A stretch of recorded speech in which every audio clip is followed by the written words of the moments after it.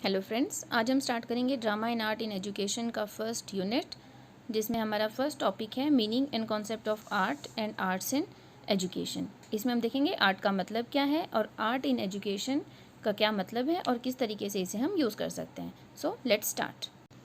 हम देखते हैं कला का मतलब क्या है। तो सबसे पहले हम सोचते हैं कि कला का शब्द आते ही हमारे दिमाग में क्या आता है।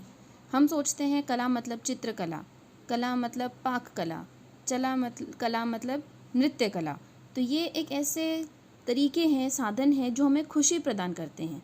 जैसे हम चित्रकला करते हैं, ड्राइंग करते हैं, तो हमें ये ड्राइंग करके मज़ा आता है। हम डांस करते हैं, मज़ा आता है। म्यूज़िक, एंटरटेनमेंट, ये सब एन्जॉयमेंट के साधन हैं। तो कला का मतलब है एक ऐसा साधन जिससे हमें खुशी मिले, जिससे हमें प्रसन्नता मिले। हमारे सामने खाना रखा होता है, एक खाना उसे हम बिल्कुल गंदे तरीके से सर्व करें और एक उसको अच्छे से डेकोरेट करके रखें, तो कौन सा खाना आपको खाना अच्छा लगेगा। आपके सामने दो ड्रेसेस हैं, एक बिल्कुल सिंपल सी सिली हुई है और एक दूसरी साफ़ सुथरी अच्छा सा डिज़ाइन बन के लिया हुआ है, तो आप कौन सी प्रेफर करेंगे। तो ऐसी चीज़ें जो हमें खुशी प्रदान करती हैं वो कला में आती हैं। तो कला अपने मन के भावों, विचारों, इनको प्रकट करने का सबसे श्रेष्ठ माध्यम है। कला एक सुखद अनुभूति है जो हमें ईश्वर प्रदत्त है और प्राचीन काल से ही हम कला का प्रयोग करते आ रहे हैं। चाहे हमें हमारे मन के विचार प्रकट करने हो, लोगों तक अपने विचार पहुंचाने हो, ये सब कला के माध्यम से करते आए हैं। कला के द्वारा ही जड़ को चेतन बनाया जा सकता है। जड़ से चेतन बनाने का हम एक सिंपल सा एग्जांपल ले सकते हैं कि मान लीजिए आपको कोई ड्रेस बहुत पसंद है, तो देखा जाए तो सिर्फ एक कपड़ा है, निर्जीव चीज़ है, लेकिन उसको इस तरीके से स्टिच किया जाता है, ऐसी फिटिंग दी जाती है कि आपके मन में वो बस जाती है। तो जो निर्जीव चीज़ है उसके अंदर प्राण फूंके जा सकते हैं।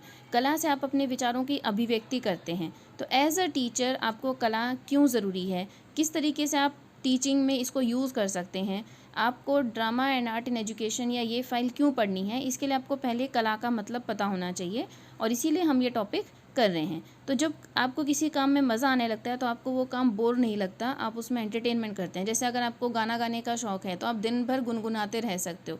अगर आपको खाना बनाने का शौक़ है तो आप अलग अलग टाइप की वैरायटी की डिशेस प्रोड्यूस करते हैं और आप उसमें बोर नहीं होते। और वहीं अगर वो काम आपको ज़बरदस्ती दिया जाए तो आप उसमें बोर हो जाते हो। तो कला आपको सुखद अनुभव देने के लिए ज़रूरी है और चित्रकला, संगीत कला, ये मुख्य कलाएं हैं जो हम हमारे देश में प्रयोग करते हैं। So what is meaning of art?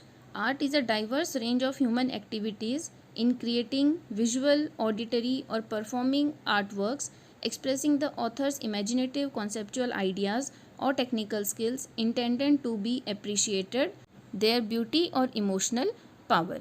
तो आर्ट में वो सारी एक्टिविटीज़ आती हैं, ह्यूमन एक्टिविटीज़ आती हैं, चाहे विजुअल हो, ऑडिटरी हो। विजुअल मतलब जिन्हें हम देख सकते हैं, ऑडिटरी हम सुन सकते हैं और परफॉर्मिंग आर्ट वर्क्स यानी जिससे हम परफॉर्म कर सकते हैं।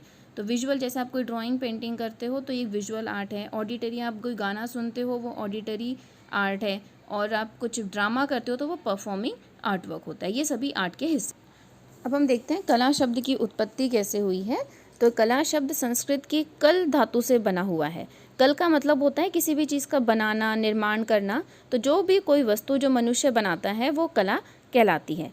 इंग्लिश में इसे आर्ट्स कहते हैं और लैटिन में आर्ट्स वर्ड से इसका प्रयोग किया गया है। वास्तव में आर्ट्स या आर्ट का मतलब भी होता है निर्माण करना, बनाना, रचना करना।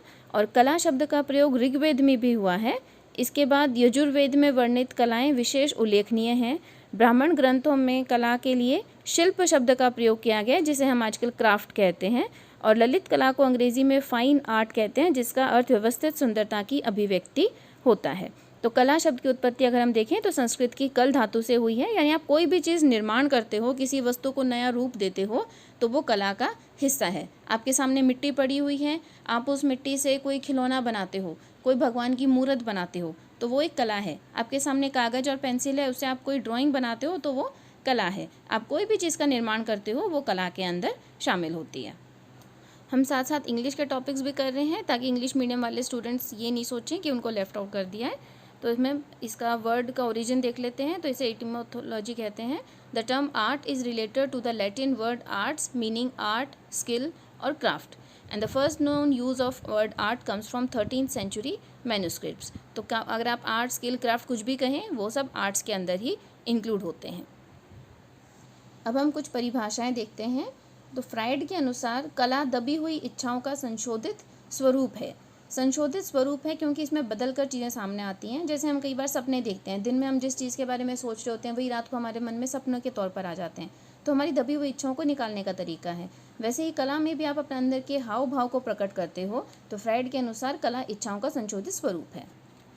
फ्राइड के बाद कुछ और परिभाषाएं अगर हम देखें तो R.P. मुदगल के अनुसार कलाकार की सुखद कल्पना का परिणाम है कला, और कला का परिणाम है सर्वत्र आनंद। यानी जहाँ से भी हमें खुशी मिले हमारे भावों को प्रकट करके, या किसी भी व्यक्ति से मिलकर, या कोई भी अपने विचार प्रकट करके जहाँ हमें खुशी मिले वही हमारी कल्पना है, कला है। टॉल्स्टॉय के अनुसार कला वह माध्यम है जिससे कलाकार अपनी भावनाओं से दूसरों को प्रभावित करता है। यानी जैसे कोई नृत्य कला में माहिर है तो अपना नृत्य करके वो हमें प्रभावित कर रहा है, हमें खुशी दे रहा है। रविंद्रनाथ ठाकुर के अनुसार सत्यम शिवम सुंदरम, अर्थात जो सत्य है, कल्याणकारी है, वही सुंदर है, और कला सत्य और कल्याणकारी है। हर्बर्ट रीड के अनुसार कला उन सभी वस्तुओं में है जिन्हें हम अपनी इंद्रियों की तृप्ति हेतु प्रयोग करते हैं। यानी अगर आप स्वादिष्ट भोजन खाते हो तो उसमें कला है, आप अच्छा गाना सुनते हो उसमें कला है, सुंदर ड्रेस पहनते हो वो भी कला का एग्जाम्पल है। तो जितनी भी इंद्रियों को अगर हम तृप्ति देते हैं, तृप्ति हमें प्रदान होती है, तो वो कला कहलाती है।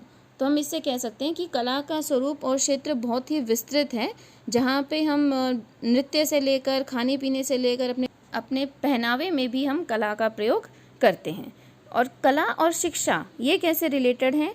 तो जब आप किसी काम को अच्छे तरीके से, मनोरंजन ढंग से, इजी तरीके से बच्चों को सिखाते हो तो बच्चे आसानी से सीख सकते हैं। जैसे अभी कोरोना वायरस का इफेक्ट चल रहा है तो मैं बार बार उन्हीं के एग्जांपल्स ले रही हूँ। तो अगर आप नॉर्मली बच्चों को कहोगे कि आप हाथ धो, बार बार सेफ रहो, बाहर मत जाओ, सुरक्षित रहो, तो नहीं मानेंगे।